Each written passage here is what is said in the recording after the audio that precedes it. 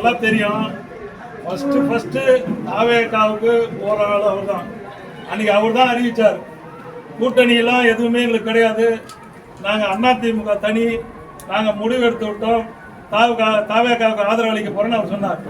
அவங்க ஆதரவாளர்கள் எல்லாத்தையுமே சொல்லிட்டாரு, நான் மந்திரி ஆக போறேன்னு சொல்லிட்டாரு. அது இல்லாமல் அவர் கூட்டு போன ஆளுங்கெல்லாம் நான் மந்திரி பதவி வாங்கி கொடு பண்ணிட்டாரு. இன்னைக்கு தாவேகால வந்து இந்த குதிரை பேரம் நடக்குதுன்னு எல்லாம் முழித்து கொண்டு இன்றைக்கு அனைத்து கட்சியும் எதிர்ப்பு தெரிவித்ததன் காரணமாகவும் அவங்க கூட்டணியிலே இருக்கிற திருமாவளவன், கம்யூனிஸ்ட் போன்ற கட்சியெல்லாம் அவங்களுக்கு எதிர்ப்பு தெரிவித்து இவங்களுக்கு மந்திரி பதவி கொடுக்கக்கூடாதுன்ற காரணத்தால் சொன்னதனுடைய எதிர்ப்பாக இன்னைக்கு தாவேகா வந்து இவங்களுக்கு மந்திரி பதவி கொடுக்கல.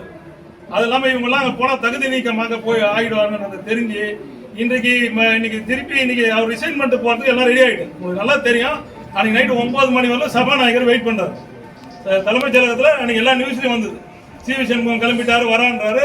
விழுப்புரத்தில் இருக்கிற இவருடைய ஆதரவாளர்லாம் ஒன்றிய செயலாளர்லாம் கூட்டி ஒரு வீட்டில் பேசுறாரு. இவர் சொல்றாரு, நான் வந்து என்னுடைய முடிவு தான், நான் தாவேகாவுக்கு போறேன், நான் என்னுடைய எம்எல்ஏ ராஜினாமா பண்ணிட்டு போறேன், உங்க இஷ்டம், நீங்க என் கூட வந்தாலும் வாங்க, இல்ல நீங்க அதிமுக பயணிச்சாலும் பயணிங்கன்னு சொல்லிட்டு போயிட்டாரு. எல்லாருக்கும் சொல்லிட்டு போயிட்டாரு. இவர் தலைமைச் செயலகத்தில் ஒரு காப்பா ரெடியா இருந்தாங்க. அதுக்குள்ள இவருக்கு என்ன நடந்தது, தகவல் வந்ததுன்னு தெரியல. அவங்க வந்து அவங்களுடைய பேரம் அங்க படியில, அவங்க வந்து மந்திரி பதவி கொடுக்க இயலாதுன்ட்டாங்க.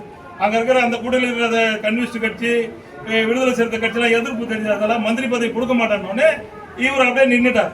அதுக்கப்புறம் அவர் மந்திரி பதவி தேவையில்லைன்னு வேலை சில பேரங்கள்லாம் பேசினார். அந்த பேரமும் படியில. இவர் தொகுதியை வந்து எப்படி இருக்குன்னு செக் பண்ணுவோன்னு தொகுதிக்கு நன்றி சொல்ல வந்தார். நன்றி, தொகுதி நம்ம திருப்பி ரிசைன் பண்ணிட்டு நின்னா நம்மளுடைய வெற்றி வாய்ப்பு எப்படி இருக்குன்னு தெரிஞ்சதுக்காக தொகுதியில் வந்தார். இவருக்காக ஒரு கிராமத்தில் 700 ஓட்டு 800 ஓட்டு போட்ட கிராமத்தில் 4 பேர் கூட நிக்கல. இவர் நன்றி சொல்ல வரும்போது யாரும் இவர் கூட போல. பாட்டாளி மக்கள் கட்சி இவர் முழுமையா இவரை புறக்கணிச்சாங்க. இவர் வந்து கூட்டணியா இல்லைன்னு சொல்லிட்டாருன்றதால அவங்க முழுமையா புறக்கணிச்சாங்க. அதிமுக வந்து எந்த நிர்வாகியும் போல. அது தெரிஞ்சின உடனே இவர் என்ன பண்ணாரு, இவங்க ஆலோசனை போட்டு பேசினதா சொல்றாங்க. இவங்க அண்ணா அவர்கிட்ட சொன்னதா சொல்றாங்க, நீ ரிசைன் பண்ணனா திருப்பி நின்னா நம்ம டெபாசிட் கூட வாங்க மாட்டோம், நம்மளால ஜெயிக்க முடியாது, நீ எம்எல்ஏ பதவியை ரிசைன் பண்ண வேணாம்னு சொல்லிட்டாங்க. அதனால இவர் என்ன பண்றாருன்னா, இப்போ வந்து எப்படியாவது எங்க பொதுச் செயலாளரே இவரை கட்சியை விட்டு நீக்குவாருன்னு தான் இந்த பேட்டிலாம் கொடுக்குறாரு. இப்போ இவர் பொதுச் செயலாளர் வந்து சீனியர்ஸை வந்து கட்சியை விட்டு நீக்கிட்டா இவரோட எம்எல்ஏ பதவி தப்பிச்சிடும். புரியுதுங்களா? எம்எல்ஏ பதவியோட போய் தாவேகால சேர்ந்துடலாம். இதுதான் ஒரு பிளான். இவரை கட்சியை விட்டு நீக்கிட்டாங்கன்னா எம்எல்ஏ பதவியோட போய் தாவேகால இணைஞ்சிடலான்றதுக்காக தான் வேணும்னே இப்ப நிறைய அந்த அவதூறுகளை தூக்கி பண்ணிக்கிட்டே இருக்காரு தலைமை மேல. இப்போ இவர் ஒன்றிணைஞ்சு தலைமை கூட பயணிக்கணும்னா இப்ப இவரு கூட போனவங்க, நம்பி போனவங்க எல்லாம் திரும்ப வந்தாங்க. அவங்க யாராவது எதாவது பேசுறாங்களா? அவங்க எல்லாம் எல்லா மாவட்டத்திலையும் இணைஞ்சு பணியாற்றுறாங்க. இவர் ஒருத்தர் மட்டும்தான். இவர் எப்படியாவது திருப்பி இங்க ரிசைன் பண்ணி மகிழா தொகுதியில் நின்னா டெபாசிட் கூட வாங்க முடியாதுன்னு தெரிஞ்சதால இந்த எம்எல்ஏ பதவியோட போய் தாவேகால சேரணுன்ற காரணத்தால தான் எடப்பாடியார் அவர்களே கோபப்பட்டு இவரை கட்சியை விட்டு நீக்கி விட்டால் எம்எல்ஏ பதவியோடு போய் சேர்ந்து கொள்ளலாம், அங்க மந்திரி பதவி வாங்கலாம் என்ற ஒரு நினைப்போட தான் இருக்கிறாரு. இவர் நினைப்பு பலிக்காது. அதனாலதான் இவர் வராரு. ஒண்ணு அந்த கணத்துல வரணும்னு பாக்குறாரு, இல்லைன்னா அவங்க தாவேகா கொடுக்குற டார்கெட் இவர் அதிமுக எப்படியோ உடைக்கணும், அதிமுக இன்னும் நிறைய பேரை இங்க இருந்து அங்க அனுப்பிச்சு வைக்கணும் அப்படின்ற ஒரு நிலைப்பாட்டில் தான் இன்னைக்கு இருக்காரு. எங்களை பொறுத்தவரை எனக்கு தெரிந்த வகையிலே அப்படி எதுவுமே நடக்கவில்லை. அவர் அப்படி அவருடைய பிள்ளையை அரசியலுக்கு கூட்டு வருவதால் எப்பயோ கூட்டு வந்திருக்கலாம். அவர் அப்படிப்பட்டவர் இல்லை. ஆனால் சிவி சண்முகம் தான் விழுப்புரம் மாவட்டத்திலே குடும்ப அரசியல் செய்தவர். அவங்க அண்ணனை வைத்துக்கொண்டு, அவங்க அண்ணன் தான் இங்க ஃபுல்லா அரசியலே. அவங்க அண்ணன் எல்லா தொண்டர் மூண்டிலையும் சிகரெட்டை பிடிச்சி மூஞ்சில விடுறது, இங்க வேட்பாளரை நியமிக்கிறது, இங்க இந்த மாவட்டத்தை கொடுக்குறவங்க எல்லாருக்கும் தெரியும். அவங்க அண்ணன் தான் இங்க. அவங்க அண்ணனை வச்சு குடும்ப அரசியல், அவங்க அண்ணன் தம்பிகளை வச்சு அரசியல் பண்ணவர் சிவி சண்முகம். இவர் குடும்ப அரசியலை பேசுவதற்கு இவருக்கு எந்த தகுதியுமே கிடையாது. விழுப்புரம் மாவட்டத்தை பொறுத்தவரை உங்களுக்கு நல்லா தெரியும், இந்த மாவட்டத்துல இருந்து ஒரு கட்சிக்காரங்க கூட எடப்பாடியார் நம்மளுடைய பொதுச் செயலாளரை போய் பார்க்கவே கூடாது. அப்படி யாருன்னா பொதுச் செயலாளரை போய் பார்த்துட்டாங்கன்னா உடனே அவரை கட்சியை விட்டு நீக்கிடுவார். எல்லா மாவட்டத்திலையும் எங்களுடைய புரட்சி தமிழருடைய அம்மா இறந்துட்டாங்க. அந்த மறைவுக்கு எல்லா மாவட்டத்தில் இருக்கிற கட்சிக்காரங்க எல்லாம் கூட்டமா போனாங்க. ஆனா விழுப்புரம் மாவட்டத்துல இருந்து யாருமே போல. நான் மட்டும்தான் போனேன். விழுப்புரம் மாவட்டத்துல இருந்து ஒருத்தரும் போனா எல்லாம் பயப்படுறாங்க. எல்லாருக்கும் போகணும்னு ஆசை, பொதுச் செயலாளருக்கு ஆறுதல் கூறணும்னு ஆசை. ஆனா போனா சிவி சண்முகம் கட்சி விட்டு நீக்கிடுவார். இந்த மாரி நீ அதிகாரம் பண்ணி நீங்க பண்ண. கடந்த சட்டமன்ற தேர்தலை எடுத்துங்க, சீட்டு கொடுத்தது யாரு? இங்க இருக்கிற 6 சட்டமன்ற தொகுதியில 2 தொகுதி கூட்டணிக்கு போனதுக்கு அப்புறம் மீதி 4 தொகுதிக்கு சீட்டு கொடுத்தது யாரு? நீங்க தான் சீட்டு கொடுத்தீங்க. நீங்க தான் இந்த 3 தொகுதியை தோக்கடிச்சீங்க. நீ விழுப்புரம் தொகுதியை தோக்கடிச்சது நீங்க, வானூர் தொகுதியில் வெறும் அதே மாதிரி அவங்களுக்கு சரியா வாக்காளருக்கு எதுவும் போய் சேராம அங்க தோக்கடிச்சது நீங்க. அதே மாதிரி பார்த்தீங்கன்னா திண்டிவனம் தொகுதி தோக்கடிச்சதும் நீங்க. இது எல்லாருக்குமே தெரியும். தோக்கடிச்ச உங்களை கூட்டு எப்படி விவாதம் பண்ணா அது சரியா இருக்கும்? இவர் சொல்றார் இந்த தோல்விக்கு வந்து செயற்குழுவை கூட்டு விவாதம் பண்றாரு. செயற்குழுவில் யார் வருவா? சிவி சண்முகம் போடுறவங்க தான் செயற்குழுவில் வருவாங்க. நீங்க தான் குற்றவாளியே. இந்த மாவட்டத்தில் 3 தொகுதி தோத்தது காரணம் நீ தான். நீ குற்றவாளி. ஒன்றை கூட்டு கேட்டா எப்படி நியாயம் பறக்கும்? ஆனா இவருடைய பொதுச்செயலாளர் என்ன பண்றாரு, ஒரு மாவட்டத்தில் 100 பேரை கூப்பிடுறாரு. ஒன்றிய செயலாளருங்க, நகர செயலாளருங்க, அணி செயலாளருங்க, முன்னாள் சட்டமன்ற உறுப்பினர், முன்னாள் நாடாளுமன்ற உறுப்பினர், அதே மாதிரி எல்லாரையும், அதே மாதிரி உள்ளாட்சி பிரதிநிதிகள், பிற அணியினுடைய நிர்வாகிகள், இது மாதிரி பார்த்தீங்கன்னா ஒரு மாவட்டத்துக்கு 100 பேரை கூப்பிட்டு கருத்து கேட்கிறார். ஏறக்குறைய நேரம்லாம் பார்த்தீங்கன்னா 3 மணி நேரம் விவாதம் பண்றாரு. 3 மணி நேரம் 100 பேரை கூப்பிட்டு கேட்கிறார். 100 பேரை கூப்பிட்டு கேட்டாதான் எங்க தவறு நடந்திருக்குதுன்னு தெரியும். தவறு செஞ்சதே நீங்க தான். உங்களை மட்டும் கூட்டு பேசுனா அங்க எப்படி நியாயம் கிடைக்கும்? விழுப்புரம் தொகுதியில நீ தான் சீட்டு வாங்கி கொடுக்குற, நீ தான் கட்சி பண்ற இவ்வளவு காலம். அந்த 3 தொகுதி தோத்ததுக்கு நீ தான் காரணம். அப்ப ஒன்ன கூட்டு கேட்டா எப்படி அது விடை கிடைக்கும்? கீழே இருக்கிற பொறுப்பாளர்களை கூட்டு கேட்டா தான் கிடைக்கும். அந்த தொகுதியில் நின்னவங்களை கூட்டு கேட்கணும், அங்க வேலை செஞ்சவங்களை கூட்டு கேட்கணும், அங்க இருக்கிற நகர செயலாளர், ஒன்றிய செயலாளர்களை கூட்டு கேட்கணும், பிற அணி நிர்வாகிகளை கேட்கணும். இவங்களை கேட்டாதான் உண்மை தெரியும். அதுக்கப்புறம் தான் நடவடிக்கை எடுக்க முடியும். அதுதான் கழக பொதுச் செயலாளர் செய்யறாங்க. போன 2024 அதுதான் செஞ்சாரு. தோல்விக்கு அப்புறம் இதே மாதிரி எங்களெல்லாம் கூட்டு விவாதம் பண்ணாரு.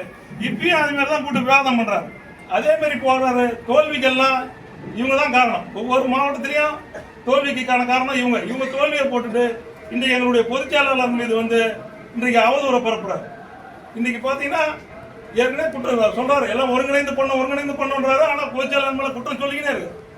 ஒவ்வொரு தடவும் இதான் சொல்றாரு, திமுகவுக்கும் அதிமுக கூட்டணி வச்சாங்கன்னு ஏற்கனவே ஒரு பொய்யை சொன்னார். அப்பவே என்ன சொன்னார், எங்க பொதுச் செயலாளர் ஒரு 2 நாளைக்கு முன்னாடி கூட சொன்னார், அப்படி எதுவுமே நடக்கலன்னு. அந்த மாதிரி கூட்டணி பேச்சுவார்த்தை நடக்கலன்னு அவர் மறுப்பு சொல்லிட்டாரு. திமுக சொல்லிட்டாங்க. ஆனா இவர் திரும்ப அதை வலியுறுத்தினே இருக்கார். திமுக அதிமுக கூட்டணி வச்சிருந்தார். கட்சியை உடைக்கின்ற ஒரு வேலையில அவர் இறங்கி இருக்கிறார். கட்சியை உடைக்கணும்னு நினைக்கிறார். கட்சியில வந்து ஏதாவது பிரச்சனைகளை உண்டு பண்ணணும்னு நினைக்கிறார். இது முழுக்க வந்து தாவேகாவினுடைய தூண்டுதல்ல தான் இது நடக்குது. கட்சி மேல குறை சொல்லிட்டு போறாரு. அதான் என்ன பண்றாரு, இப்ப நடந்த நாடாளுமன்ற சட்டமன்ற தேர்தலில் ஓட்டு எண்ணிக்கை நடக்குது. நீங்க வந்து திண்டிவனம் தொகுதி, மயிலம் தொகுதியெல்லாம் ஓட்டு எண்ணிக்கை நடக்கிற கட்சிக்காரங்களை கேளுங்க, நான் சொல்றது உண்மையா பொய்யான்னு கேளுங்க. திண்டிவனம் சட்டமன்ற தொகுதியினுடைய வெற்றி தோல்வி அறிவிக்கவே படல. ஓட்டு எண்ணிக்கை நடந்துனே இருக்கு. மயிலம் தொகுதியில இவர் வெற்றி பெற்ற உடனே அவசரமா அந்த வெற்றி பெற்ற சான்றிதழ், வெள்ளையா கொடுக்குற சான்றிதழ் தான் நீங்களே பார்த்துருப்பீங்க லைவ்ல, அந்த பதவி எடுத்துக்கிட்டு இவர் அவசரமா அந்த ரோஸ் கலர் சீட்டை வாங்கிட்டு அங்க நிக்கிற கட்சிக்காரங்க சொல்லிட்டு போறாங்க, நான் போறேன், நான் உடனே மந்திரியோ பதவியோட வரேன்றாரு. நம்ம கட்சிக்காரங்க எல்லாம் குழம்புறாங்க. நாம ஜெயிச்சது கூட்டணியோட சேர்த்து 53 சீட்டு தான். 53 சீட்டு ஜெயிச்சுட்டு எப்படி நம்ம ஆட்சி அமைக்க முடியுன்றாரு. இவர் அப்பயே தாவேகா கூட டீலிங் பேசிட்டு இவர் போறாரு. இங்க இருந்து போகும்போதே மந்திரி பதவி வாங்கிட்டு வரணும்னு சொல்லிட்டு போறாரு. அங்க இருந்து எல்லா கட்சிக்காரங்களுக்கும் தெரியுது. அப்ப திண்டிவனம் சட்டமன்ற தொகுதி இன்னும் அறிவிக்கப்படல. இவர் வேகமா இவர் தாவேகா கூட கூட்டணி ஓட்டு எண்ணிக்கை நடக்கும் போதே தாவேகா கூட கூட்டணி பேசிட்டார். இவர் தாவேகா கூட கூட்டணி பேசி தாவேகாவுக்கு ஆதரவு கொடுக்கணும்னு சொல்றாரு. அது முடியாத பட்சத்துல இவர் கொஞ்சம் ஆசை வாரியங்களை காட்டி ஒரு 25 எம்எல்ஏக்களை வந்து எல்லாருக்கும் மந்திரி பதவி வாங்கி தரேன்னு சொல்லிட்டு கட்சிக்கு வந்து துரோகம் பண்ணிட்டு இவர் சொல்றாரு, கட்சியினுடைய தொண்டர்கள் 50 ஆண்டு காலம் வந்து உழைச்சி வளர்த்த கட்சியை நம்ம வீணாக்கிறோம் சொல்றாரு. அந்த கட்சியை வீணாக்குறது இவரு, கட்சியை வந்து உடைச்சது இவர் போய் தாவேகா கூட போய் கூட்டணி வைக்கணும்னு சொல்லிட்டு இவர் போயிட்டார். போய் கூட்டணி வச்சுட்டு அங்க முயற்சி பண்ணாரு. அவர் அதுக்கு எதிர்த்தாப்புல நம்மளுடைய பொதுச் செயலாளருடைய பேச்சாளராக இவங்க வாக்களித்தாங்க. தாவேகாவுக்கு எதிராக வந்து அனைத்து இந்திய அண்ணா திராவிட முன்னேற்ற கழகத்தினுடைய 22 சட்டமன்ற உறுப்பினர் வாக்களிக்கும் போது இவங்க ஆதரவாக வாக்களிச்சு மந்திரி பதவியை எதிர்பார்த்துட்டு இருந்தாங்க. இவங்களுக்கு மந்திரி கிடைக்கணும் எல்லாத்தையுமே சொல்லிட்டாங்க. மந்திரி பதவியை எதிர்பார்த்துட்டு இருந்தாங்க. இவங்க வந்து விஜய் வந்தாரு, பார்த்தாருன்றாரு. விஜய் வந்தாரு, சோபா வந்தது, பல 100 கோடி மதிப்புள்ள சோபா வந்தது. அதை பெற்றுக்கின்னு இவங்க ஆட்சிக்கு இவங்க வந்து அவங்களுக்கு ஆதரவு தரணும்னு சொல்லிட்டு ஆதரவு கொடுத்தாங்க. ஆதரவு கொடுத்துட்டு அங்க மந்திரி பதவி கிடைக்கவில்லை என்ற காரணத்தாலும் இது மாதிரி கட்சியினுடைய மீறி அந்த அவங்களுக்கு ஆதரவு கொடுத்து இப்போ 4 பேர் ரிசைன் பண்ணாங்க. அவங்க மேல இப்ப நடவடிக்கை எடுக்க போறாங்கன்னு தெரிஞ்ச காரணத்தால இவங்க திரும்ப அதிமுக வராங்க. அதிமுக இவர் உடைப்பாராம், அதிமுக துரோகம் பண்ணுவாராம், பொதுச் செயலாளர் பற்றி தரைக்குறவா பேசுவாராம். அங்க போய் தாவேக்களை முயற்சி பண்ணுவாரு. அவங்க இவங்களை மதிக்கல, அவங்க இவங்களை கூப்பிடல, இவங்களுக்கு எதுவுமே இவங்க எவ்வளவு பேரம் பேசுனாங்க, எந்த பேரமும் படியில அப்படின்னும் போது இப்ப திருப்பி இப்பதான் வராரு. திருப்பி வரும்போது இவருக்கு வந்து அதே மாவட்ட செயலாளரை கொடுத்துடணுமா, அதே அமைப்பு செயலாளரை கொடுத்துடணுமா? இது எந்த விதத்துல நியாயம்? ஒரு கட்சியை உடைக்க நினைப்பாரு, தொண்டர்களின் மனசெல்லாம் குத்த நினைப்பாரு. 50 ஆண்டு காலம் 60 ஆண்டு காலம் கஷ்டப்பட்டு வளர்த்த கட்சியை வளர்த்தவங்களுடைய மனசெல்லாம் புண்படுத்துவாரு. பொதுச் செயலாளர் மீது அவதூறு பேசுவாரு.